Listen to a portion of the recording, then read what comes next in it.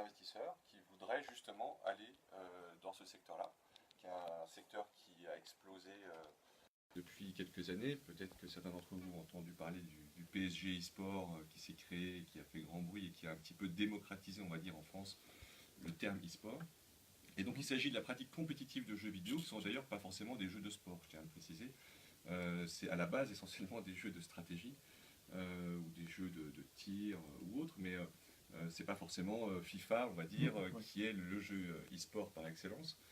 Et donc notre société accompagne des structures pour leur expliquer les enjeux, le potentiel, on va dire, de ce nouveau secteur et surtout les objectifs qu'ils peuvent atteindre en utilisant l'e-sport comme levier de communication, comme levier de fidélisation auprès de leur fanbase, développement de leur stratégie sur les réseaux sociaux, etc. Ouais. D'accord. Donc voilà, en gros, l'activité principale, on va dire, tourne autour de cet accompagnement de marques et de clubs. D'accord. Du coup, vous avez un peu présenté l'e-sport. Parfait pour moi. Est-ce que tous les jeux, du coup, vous avez parlé des jeux de stratégie, des jeux de sport, FIFA, est-ce que tous les jeux sont e-sport? Alors non, tous les jeux ne sont pas e-sport. Certains jeux sont devenus e-sport, mais ça vient très souvent de la part des communautés, en fait, finalement des gamers qui mettent en place des LAN et qui commencent à s'affronter avec des récompenses qu'on appelle des cash prizes, etc. au fil du temps. Donc un jeu peut devenir e-sport alors qu'il n'était pas nécessairement e-sport au début. Il y a beaucoup d'éditeurs maintenant qui prévoient des jeux avec une vraie orientation e-sport. Il y a le dernier Call of Duty qui est sorti avec le mode Battle Royale par exemple, parce qu'on surfe un peu sur la mode Fortnite, donc sur l'orientation, on va dire, où on est 100 joueurs au sein d'une map et on doit s'affronter pour être le dernier survivant, en schématisant un petit peu le sujet. Donc un jeu n'est pas forcément e-sport. Il y a en plus Montpellier est très bien pourvu en éditeur de jeux vidéo. Oui, non, mais je veux dire même en éditeur, en studio indépendant ou autre. Et on constate qu'il y a plein de petits éditeurs qui ont leurs propres jeux qui ne sont pas forcément dans une optique, une détermination purement e-sportive. C'est-à-dire qu'il n'y a pas forcément de compétition, on peut simplement jouer chez soi, sur sa PS, sur son ordi, et il n'y a pas forcément des compétitions en France ou à l'international sur le sujet. Donc voilà, il y a le jeu vidéo qui existe, qui a un marché de 110 milliards aujourd'hui au niveau international. Il y a l'e-sport à côté, qui est la pratique compétitive de jeux vidéo avec des récompenses et des joueurs professionnels, semi-professionnels ou amateurs. Donc ça, c'est un marché qu'on va appeler une niche, finalement, au sein du jeu vidéo, puisque on va atteindre à peu près 900 millions, 1 milliard à la fin de l'année de chiffre d'affaires au niveau international, probablement 3 ou 4 milliards dans les quelques années qui arrivent, mais finalement, au regard de l'industrie du jeu vidéo, l'e-sport est une petite part, en quelque sorte, de cette économie. L'e-sport, on parle en France, peut-être même dans le monde entier. Quand a eu lieu cet essor en fait, de l'e-sport? Peut-être, je suppose que c'est dans les pays, peut-être aux États-Unis, qui a eu lieu en premier. En France, on parle plutôt dans les années 2000. Alors en fait, historiquement, par rapport à l'histoire du jeu vidéo, le premier jeu, on va dire, à caractère un peu compétitif, c'est Space Invaders, qui remonte déjà quelques dizaines d'années. Après, c'est StarCraft, autour des années 96, de mémoire 98, qui a vraiment lancé, notamment sur le marché asiatique et sud-coréen, les compétitions d'e-sport. Après, ça s'est effectivement, dans les années 2000, très développé sur le marché nord-américain, avec donc, les États-Unis qui représentent quand même une grande part du chiffre d'affaires mondial de l'e-sport aujourd'hui. Et ça arrivé petit à petit en France. Alors depuis, il y a des structures en France qui existent depuis les années 2000, qui font des compétitions, qui font des LAN. Maintenant, c'est plus médiatisé. On abordera peut-être le sujet tout à l'heure sur les enjeux de l'e-sport, l'économie de l'e-sport. Effectivement, la médiatisation est un excellent levier, notamment pour démocratiser finalement ce qu'est l'e-sport. On en a vu il y a quelques années sur la chaîne L'équipe avec une compétition autour de FIFA. Maintenant, on a Laurent Gilguin qui est retransmis sur beIN, on a eu le canal eSport Club, etc. Les médias commencent à s'y mettre. ESPN aux États-Unis a sa chaîne dédiée d'e-sport, etc. Donc, finalement, le média web et la démocratisation d'Internet, l'accès au Wi-Fi, les jeux qu'on peut pratiquer en multijoueur et de façon connectée online avec des partenaires aux quatre coins du monde, ont contribué finalement à l'essor de l'e-sport parce que les nouvelles technos, parce que les nouvelles consoles, parce que les puissances des ordinateurs également, puisque à la base c'est quand même essentiellement sur PC, ont permis finalement de démocratiser ce marché-là. Et donc la France a suivi le mouvement avec, on va dire, un peu de retard par rapport à des pays qui étaient historiquement très ancrés dans l'e-sport comme la Corée du Sud. Mais pour des gros développeurs, Konami notamment. Alors ils sont, ouais, PES, il me semble. ouais, ils sont, Ouais. non, c'est Japon. C'est japonais. Ils sont au Japon, ouais.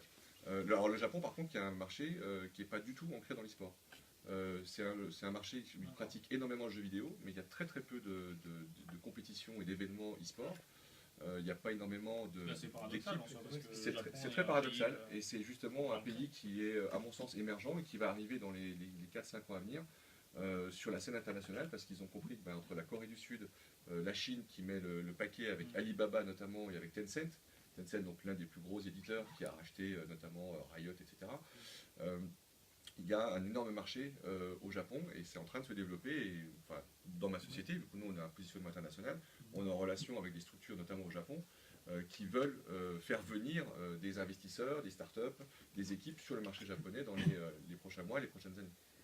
On va passer à un premier thème qui est la légitimité de l'e-sport en tant que sport, entre guillemets, en émission de sport. Et du coup, ça fait, on va dire, un peu jaser dans le domaine du sport que l'e-sport s'intègre comme ça. Jason. Donc, on va commencer sur ces dernières années. On a vu le rapprochement entre le monde de l'e-sport et le CIO, donc le Comité international olympique. Alors qu'en 2017, on était encore bien prudent, c'est cette année en 2018 où le CIO, l'organe suprême du sport mondial, prend des mesures concrètes pour l'e-sport, donc des démonstrations lors des Jeux asiatiques cet été, la création d'un groupe de travail commandé par le patron Thomas Bach, et une ouverture de Tony Estanguet pour les Jeux de 2024 à Paris. Qu'est-ce que vous pensez de cela? Est-ce que vous pensez pas que l'e-sport va peut-être desservir les Jeux Olympiques, ou peut-être au contraire les Jeux Olympiques vont desservir l'e-sport? Est-ce que c'est peut-être pas mieux que l'e-sport se développe elle-même, tant la manne financière est importante? Le sujet est complexe, il va être difficile de trancher. Par contre, quelques points. Sur le rapprochement, alors déjà, on parle de sport électronique, donc c'est vrai qu'il y a une dimension sport et ça interpelle pas mal de gens parce qu'on a le réflexe du bon geek avec ses lunettes, boutonneux, bedonnant, derrière son ordi, en train de boire du coca et manger des pizzas. Donc ça, aujourd'hui, c'est ce que beaucoup de marques, beaucoup de personnes dans le grand public se disent, voilà, c'est quoi ton boulot? Moi je suis joueur professionnel sur FIFA, sur League of Legends, sur Overwatch. Ah, parce que c'est un métier. Bon, oui, effectivement, aujourd'hui, les joueurs professionnels s'entraînent au même titre que des joueurs de foot, de rugby, de hand, avec des coachs, avec des analystes, avec des diététiciens, avec des préparateurs physiques, mentaux, dans des salles d'entraînement qu'on va appeler des gaming house, etc. Donc les conditions de préparation, d'entraînement, de formation des joueurs d'e-sport sont assez proches finalement de ce qui se passe dans le sport traditionnel. Après, comparer est-ce que l'e-sport est un sport, je ne vais pas rentrer dans le débat, il y a des pratiques motrices et cérébrales qui montrent, qui prouvent que finalement, au niveau de l'e-sport, il y a des choses très très proches de ce qui se passe dans le sport. Pourquoi jouer aux fléchettes, tirer à la carabine, au curling, ça serait un sport. Le pétanque, le curling, le bridge. Voilà, le bridge. Et pourquoi faire du Street Fighter ou du sport en réalité virtuelle, ça c'est quand même dur de comparer la pétanque à l'e-sport. Bon, la pétanque, c'est moi qui m'y en sport. Pour dire que c'était un sport aussi, mais surtout peut-être le bridge et les échecs qui ont été des sports olympiques. Ok, les échecs, parce que c'est pour le coup un sport typiquement cérébral. C'est la stratégie qui prime. Et en fait, dans la dynamique de sport, on pense essentiellement moteur. On pense dépense physique. Il y a des effets physiologiques sur l'activité mentale. Et c'est le cas pour l'e-sport, certainement. On parlait que justement les échecs, pardon, excusez-moi. Pendant des parties d'échecs, on perdait quasiment des 500 calories peut-être pendant des parties. Alors que c'est l'échec, peut-être dans notre stéréotype, on voit que... Enfin, je ne sais pas, quand on voit des parties d'échecs, on ne pense pas forcément à ce que ça va brûler de la calorie. Est-ce que c'est à peu près la même chose du coup pour l'e-sport Alors, j'ai pas les chiffres sur la perte de calories notamment. Oui, Par contre, sur la performance intellectuelle, mentale, sur la préparation en termes de stratégie au niveau des équipes, sur la résistance au stress, sur la capacité de concentration pendant des longues minutes, pendant des heures parfois selon les games, effectivement on est très proche de ce qui peut se pratiquer au niveau de l'échec. Il y a un côté répétitif, il y a beaucoup d'entraînement, mais là il y a eu les Worlds il n'y a pas longtemps, donc la finale de League of Legends, événement en soi, remporté par... Ok, on en parlera tout à l'heure, et avec surtout un événement clé, c'est qu'il y a eu 200 millions de viewers, c'est-à-dire de personnes qui sur Internet ont regardé les finales, notamment sur le marché chinois, ce qui est quasiment le double du Super Bowl. Donc on a des chiffres qui sont quand même assez probants sur l'engouement au niveau de la fanbase. Et après, donc, ces joueurs, ça fait 3 semaines, un mois qu'ils sont là-bas en train de faire des compétitions, de s'entraîner, préparer leur prochain match. Donc, on retrouve des dynamiques assez proches finalement de ce qu'on trouve dans le sport. Pour revenir au CIO, il y a eu l'eSports Forum à Lausanne au mois de juillet, où justement le CIO a voulu écouter l'écosystème, on va dire, de l'e-sport, pour essayer de comprendre un petit peu les enjeux, le fonctionnement, et puis l'écosystème de l'e-sport aussi a voulu comprendre un peu mieux comment ça se passait au niveau du sport. Donc il y a eu une rencontre, des débats qui étaient très intéressants, très enrichissants. Maintenant, est-ce que l'e-sport doit aller aux Jeux Olympiques? De toute façon, il y a des contraintes purement, on va dire, administratives et légales, au sens où il y a le respect de la charte du CIO, il y a le fait d'avoir une fédération internationale, d'avoir des comités nationaux, d'avoir une problématique en lien avec la violence, c'est-à-dire qu'il faut que les jeux soient non violents, donc comment on définit la violence. Bref, il y a toute une panoplie de réflexions sur quel est l'intérêt de faire rentrer l'e-sport au sein du CIO. Voilà. Justement, Thomas Bach, après les Jeux asiatiques, où il y avait une démonstration d'e-sport, a déclaré « Nous ne pouvons pas avoir au programme olympique un jeu qui promeut la violence ou la discrimination.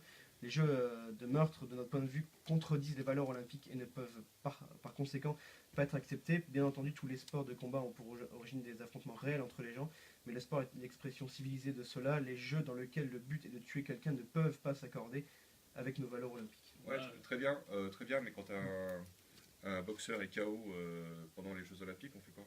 On dit que c'est pas violent. C'est civilisé. C'est civilisé, ouais, d'accord, mais ok, c'est civilisé. Après, voilà, des jeux que je vais pas faire la promotion d'un jeu plus qu'un autre. Et puis voilà, les points de vue évidemment peuvent diverger et on peut ne pas être d'accord. Après, la vraie question, c'est qu'est-ce que la violence? Quelle est la définition de la violence? Aujourd'hui, est-ce qu'il y a un jeu qui est PEGI 12, donc c'est-à-dire qui est déconseillé au moins de 12 ans, des personnes de moins de 12 ans? Je prends le cas de Fortnite, par exemple, qui est le jeu quand même tendance et pratiqué par beaucoup de jeunes, pour pas dire la majorité des jeunes collégiens et lycéens et plus. Est-ce qu'il est violent? Est-ce qu'il pourrait rentrer aux Jeux Olympiques? D'après la définition de Thomas Bach, non, on ne pourrait pas avoir du Fortnite aux Jeux Olympiques, alors que c'est le jeu le plus joué au monde avec League of Legends en ce moment. Par contre, on a la boxe. Bon, voilà, il faut trancher. J'aurais juste ajouté une précision sur le fait de considérer l'e-sport comme un sport ou non. Il y a des catégories de pratiques qui sont considérées comme des sports, notamment des sports cérébraux, on parlait des échecs. Et pour le coup, par exemple, le poker est considéré comme un sport, qui est typiquement une activité qui va nécessiter de la stratégie, un aspect mental sur le fond.